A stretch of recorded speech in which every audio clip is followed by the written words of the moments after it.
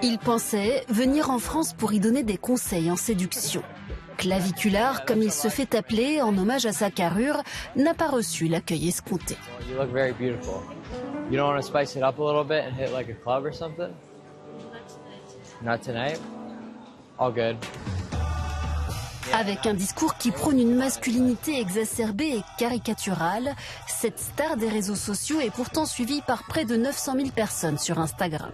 Ce jeune homme est désormais la coqueluche des masculinistes. Loin d'être anecdotique, cette tournée française s'inscrit dans une montée du masculinisme qui inquiète les pouvoirs publics. Dans un rapport, le Sénat met en garde contre les liens que cette galaxie entretient avec l'extrême droite suprémaciste, mais aussi sur la menace qu'elle fait peser sur les droits des femmes. Quand on sait que 43% des hommes qui sont exposés à des contenus déclarent adhérer à une vision inégale, toxique et violente des rapports entre les femmes et les hommes, on voit que c'est vraiment un enjeu de société. Une attention d'autant plus grande que le masculinisme ne relève pas de la simple idéologie. Il implique dans certains cas de possibles passages à l'acte. En juillet 2025, à Saint-Étienne, une attaque préparée par un masculiniste a été déjouée. Un étudiant de prépa de 18 ans qui se qualifiait de célibataire involontaire avait prévu d'attaquer au couteau des femmes exclusivement. La menace masculiniste qui pourrait être qualifiée de terroriste, à partir du moment où ce discours existe, il nous faut l'observer, il faut nous former à être en mesure de répondre pour le cas où ces menaces apparaîtraient plus concrètes sur notre territoire. Plus jeune et plus violent selon la DGSI, quelle menace représentent vraiment les masculinistes ? En remettant en cause les droits des femmes, le masculinisme fait-il aussi peser une menace sur la démocratie, comme le soutient le rapport du Sénat ? Eh bien justement, nos trois invités, à commencer par Dominique Vérien. Bonsoir, sénatrice UDI de Lyon et présidente de la délégation aux droits des femmes. C'est votre délégation qui a fourni ce considérable travail à l'origine du rapport Mascu, la nouvelle offensive contre les femmes. Selon vous, le masculinisme est un mouvement protéiforme. Il y a par exemple ceux qui veulent se passer des femmes et puis il y a ceux qui exhibent leur virilité, qui auraient tous a priori un point commun, la haine des femmes. À côté de vous, Alice Apostoli, bonsoir. Bonsoir. Co-directrice de l'Institut du genre en géopolitique. Vous estimez qu'on assiste à une radicalisation du masculinisme. Cela existait déjà avant les réseaux sociaux, ajoutez-vous, mais ces derniers ont accéléré la diffusion, la propagation de cette idéologie avec des contenus qui sont a priori quand même de plus en plus violents. Et à côté de vous, Vincent Coquebert, bonsoir, journaliste, essayiste. Dernier essai, La guerre de Sexcession, qui vient de paraître aux éditions Arquet, c'est ça? C'est bien le bon éditeur. Selon vous, le masculinisme est le symptôme d'un malaise qui repose notamment sur l'absence de récits positifs autour de la masculinité. Vous estimez qu'il faut donner envie aux jeunes garçons, petits-enfants et aux jeunes garçons de se projeter dans une masculinité heureuse et positive. Donc on en reparlera et on démarre avec le masculiniste du jour. Oui. Claviculaire, ce jeune influenceur américain qu'on vient de voir dans la mise au point. Braden Eric Peters, c'est son vrai nom. Il a 20 ans. Il est très connu dans la sphère du looks-maxing qui prône la modification du corps pour maximiser une pseudo-virilité, à coup de marteau, par exemple, sur la mâchoire. Et il tire un vrai commerce de ses vidéos sur les réseaux sociaux puisqu'il gagnerait plus de 100 000 $ par mois. Alice Apostoli, est-ce que claviculaire, c'est un archétype ou une caricature du masculiniste d'aujourd'hui ? Je dirais que c'est un peu des deux, très sincèrement. Il représente en fait cette masculinité hégémonique, toxique, un certain idéal de beauté qui fait vendre, qui est son fond de business. D'un autre côté, il participe à un discours politique très concret, très large, qui se base sur la victimisation en fait des hommes. Là, on parle beaucoup des jeunes hommes par exemple, mais c'est les hommes en règle générale, les masculinistes, et c'est différents mouvements et différentes offres idéologiques à destination des jeunes qui sont particulièrement influencés par le looks-maxing par exemple et qui peuvent être radicalisés en ligne, notamment dans la communauté incel, mais il y a d'autres offres idéologiques incel, pour les hommes. Célibataires involontaires. Exactement. Incel, oui, c'est ça. Il y a des offres idéologiques pour les hommes plus âgés comme Men Who Go Their Own Way, qui ne sont pas forcément influencés par ce type de personnes, ce type de physique, mais voilà, c'est un petit peu des deux. Mais Dominique Vérien, ça remonte à loin finalement, ce masculinisme. Ça remonte remonte à loin. Alors, la misogynie, d'une façon générale, remonte à loin. Et le fait de considérer que les femmes cherchent à nuire à la masculinité, à la virilité des hommes, effectivement, remonte à loin. Jusqu'à la romantique, Caton l'Ancien au osait IIe siècle avant Jésus-Christ. qu'on attaquait les hommes dans leur virilité parce que les femmes, en 190 avant Jésus-Christ, avaient osé s'élever contre une loi qui leur interdisait de conduire un char ou de s'habiller avec des vêtements colorés.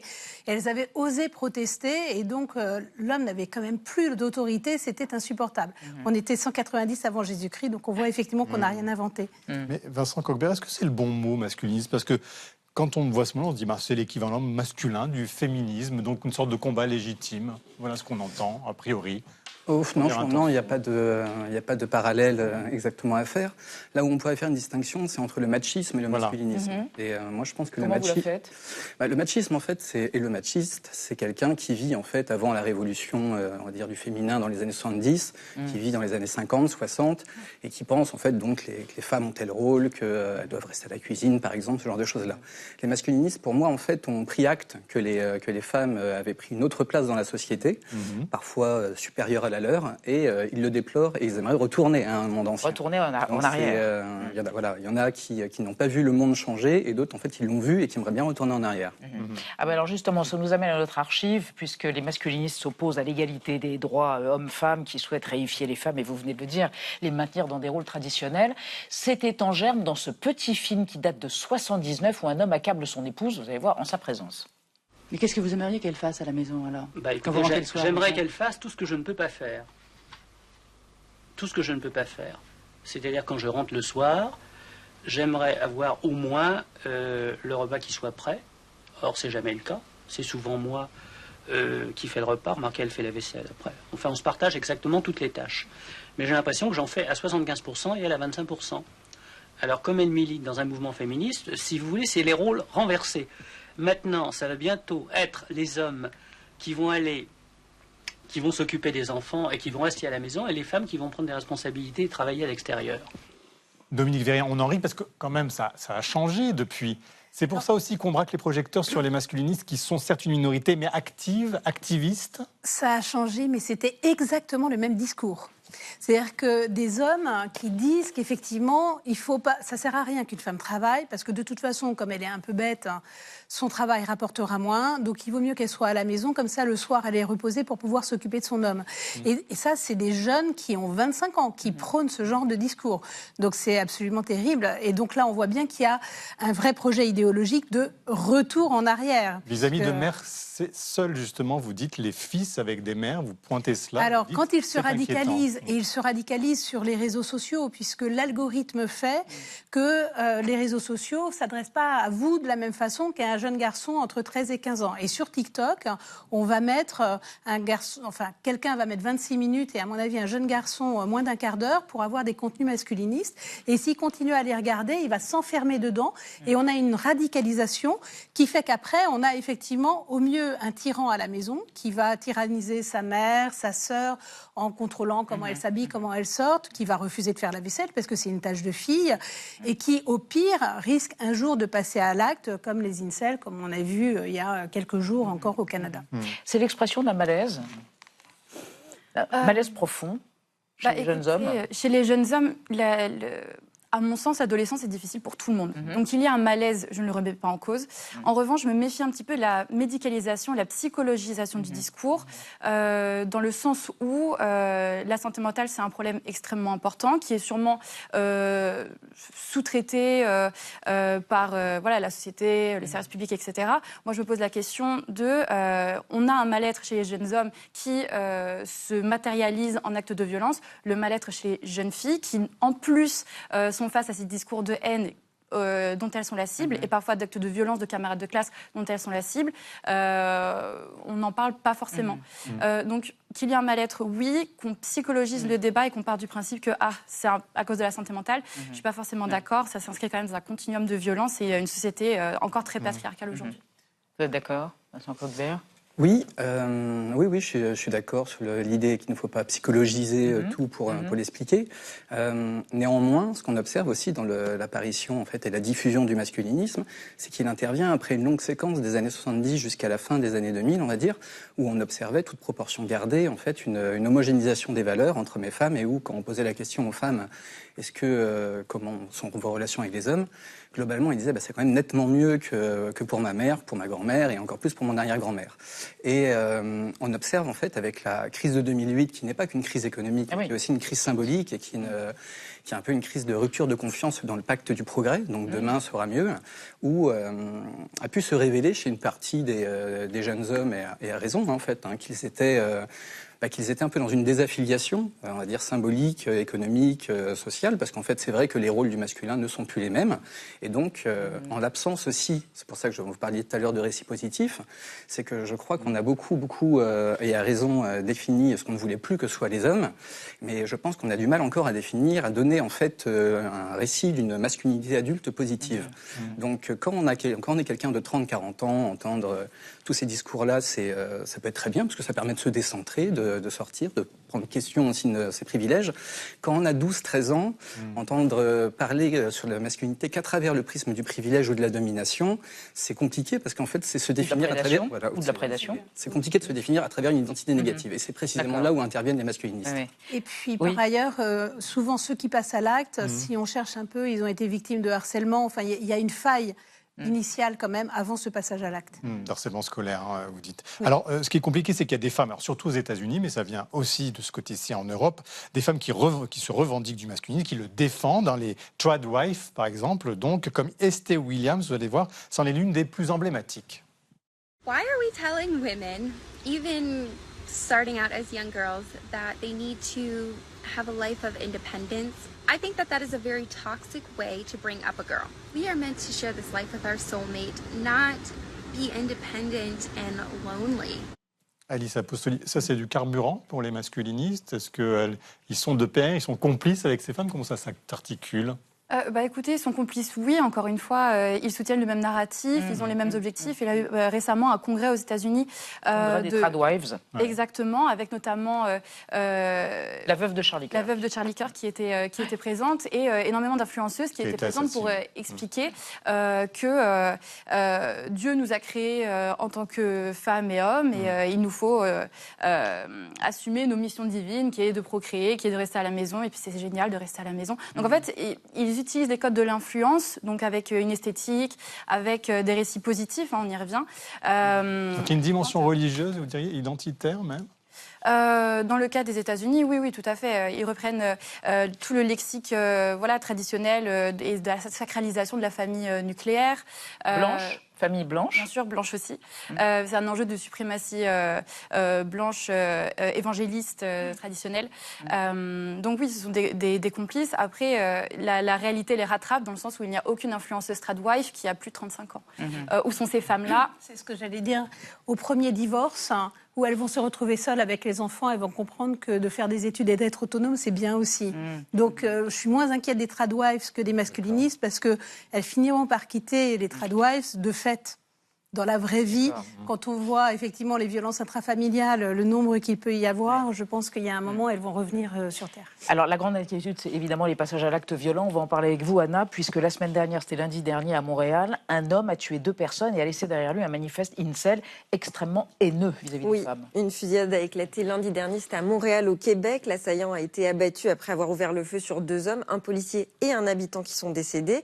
On ne connaît pas précisément encore aujourd'hui le mobile de cette attaque, mais la police a retrouvé un manifeste de 104 pages écrit par l'assaillant, dans lequel sont consignés des propos racistes, antisémites et violemment misogynes qui appellent à la violence. Il est notamment question de réorganiser la société pour, je cite, redonner aux hommes ordinaires l'accès au corps des femmes. Ce manifeste, il s'inscrit donc dans la mouvance incel, ces hommes célibataires involontaires qui se sentent rejetés par les femmes et qui les tiennent responsables de leur malheur.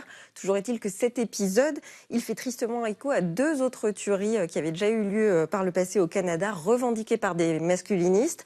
En 2018, un jeune homme avait foncé dans la foule avec sa fourgonnette, tuant 10 personnes, dont 8 femmes. C'était à Toronto. Son acte était directement inspiré d'Elliot Rodger, un jeune Californien de 22 22 ans, figure emblématique des masculinistes qui, lui, avait tué 6 personnes avant de se suicider.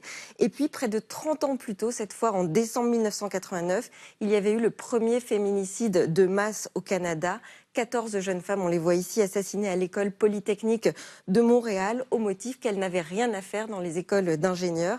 Et c'est précisément sur la place du 6 décembre 1989, en leur mémoire, que des centaines de personnes se sont réunies jeudi dernier pour manifester et dénoncer le danger grandissant de cette idéologie incel. Dominique Vérien, est-ce que vous craignez ce genre de tuerie en France au nom du masculinisme ?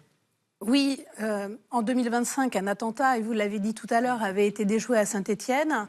La DGSI que nous avons auditionné nous dit suivre de façon très sérieuse ces mouvements et ils ont une dizaine de personnes en ligne de mire, sachant que certains maintenant commencent à être fichés S. Donc on a fiché S. Oui, fiché S, parce qu'on a effectivement un risque d'attentat, puisque c'est ce qu'on disait, c'est une espèce de radicalisation qui se fait un peu à bas bruit, parce que c'est beaucoup au travers des réseaux sociaux, un peu comme les jeunes qui partaient faire le djihad en Syrie. Et qu'on fiché S. Le fiché S, c'est comme les djihadistes. C'est exactement ça, mais parce que c'est exactement la même méthode aussi d'imprégnation et ensuite de passage à l'acte possible. Vincent Kockberg, vous trouvez qu'il y a une prise de conscience quand même aujourd'hui, justement, des autorités, de la justice, de la police ? Est-ce que quand on fait ce parallèle avec les djihadistes, il est légitime, il est justifié ? Oui, là où il me semble justifié, c'est que, on pourrait revenir à un livre de 2004 de l'écrivain allemand Hans Magnus Enzensberger, qui avait, commençait à avoir les premiers profils de djihadistes, et il avait écrit un livre sur la figure du loser radical. Donc vraiment, ces individus qui avaient l'impression d'être rejetés par la société, par leurs valeurs, et qui, quelque part, affirmaient une identité négative en allant au pire et en transgressant, quelque part, l'ordre établi au maximum. Jusqu'à la mort, éventuellement, d'ailleurs. Tout à fait, parce que c'était la manière d'être reconnu. Après, je pense que c'est quand même néanmoins des profils psychopathologiques assez particuliers pour ce type de passage à l'acte-là. Le masculinisme est évidemment une idéologie mortifère, mais il ne faudrait pas non plus qu'à travers ces exemples-là, on ait l'impression en fait que derrière chaque jeune garçon, il y a un proto-terroriste non plus. C'est. Vous dites ça peut être un temps. Un peu vite en besogne. Ça peut être oui, parce qu'en fait, pour mon livre, je me suis évidemment beaucoup allé sur ces forums-là et on voyait aussi beaucoup d'ex-incel quelque part qui se rendaient compte ensuite après dans quelle idéologie mortifère ils baignaient et souvent ils en sortaient en fait à la faveur d'une rencontre. Et à la faveur, en fait, donc on se rendait compte que la déradicalisation, la désescalade était possible, en tout cas. Donc il est possible d'en sortir, Alice Apostoli. Bien sûr, il est possible d'en sortir à travers des récits positifs et puis surtout avec la mitigation de ces discours-là, qui est possible de par exemple, une meilleure modération sur les réseaux sociaux, chose qui n'est pas du tout le cas aujourd'hui, parce que le business model des grandes plateformes de réseaux sociaux aujourd'hui, c'est l'engagement, c'est l'attention. Et comment on attire l'attention et l'engagement en proposant du contenu polarisant, violent, et c'est le cas notamment des discours de haine masculinistes. On a vu d'ailleurs une image de Claviculaire avec Nick Fuentes, un masculiniste, et avec Andrew Tate, qui faisait du trafic d'êtres humains, chantait Heil Hitler dans une boîte de nuit à Miami. Oui. Donc il y a un contenu politique, antidémocratique évidemment dans ce... Oui, alors antidémocratique, liberticide, et puis on parlait d'un enjeu conservatif, d'un retour en arrière, on parle surtout d'un enjeu réactionnaire, quoi. Depuis la deuxième élection de Trump, où effectivement il a mis tous les GAFAM au pas et à condition de suivre ses conditions à lui, justement, et entre autres d'oublier toute politique d'égalité, toute politique de modération, et donc de laisser la haine tranquillement se diffuser sur les réseaux. Oui, on a vraiment un problème. C'est ça le plus urgent, c'est la modération aussi à l'international. C'est forcer les réseaux sociaux, il y a deux choses. Les plateformes à supprimer le modèle économique des plateformes qui font qu'elles font de l'argent effectivement avec du buzz et les propos haineux, et la modération qu'on devrait mettre en face à partir du moment où on veut une société plus apaisée. Et effectivement, nous, on appelle de nos voeux que ce qui est interdit... Vous, le Sénat, enfin les sénatrices, nous, le Sénat, c'est ça.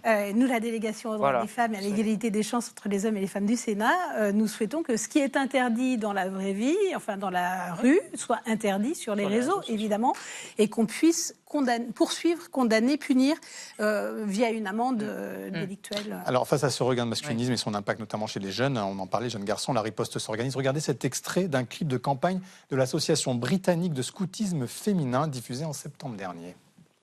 68% of girls change their everyday behaviour to avoid sexual harassment. I don't want to fear walking down the streets. Some boys' jokes are making girls feel uncomfortable and scared for the rest of their life.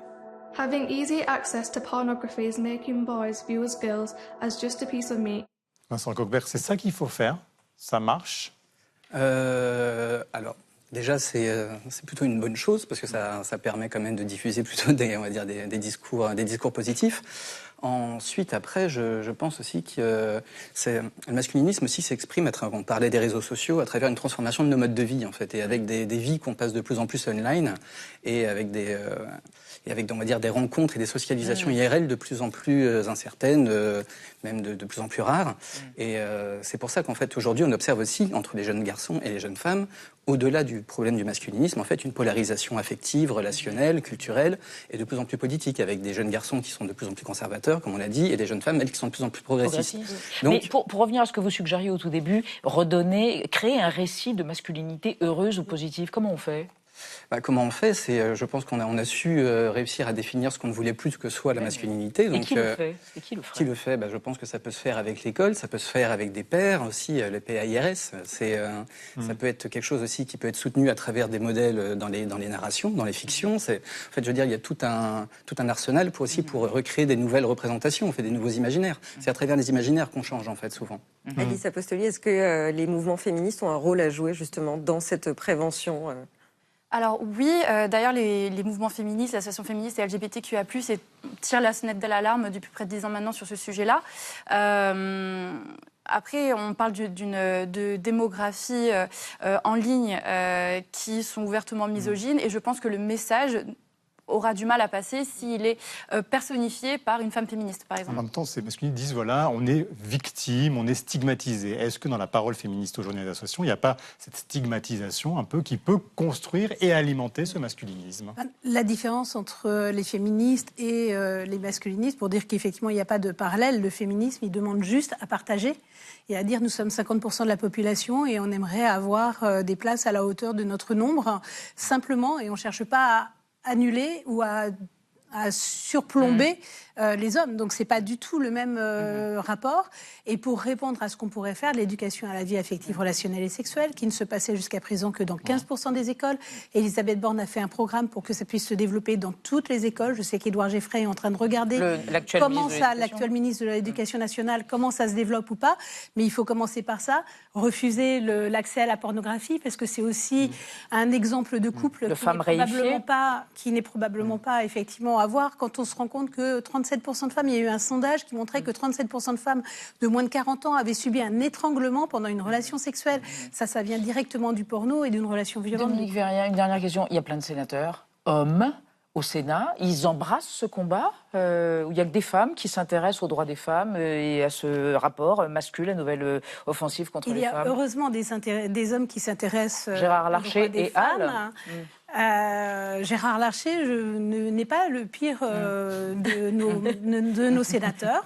J'ai effectivement quelques noms sur quelques sénateurs qu'on pourrait probablement qualifier de masculinistes, mais ça n'est pas la majorité. Nous sommes 38% au Sénat.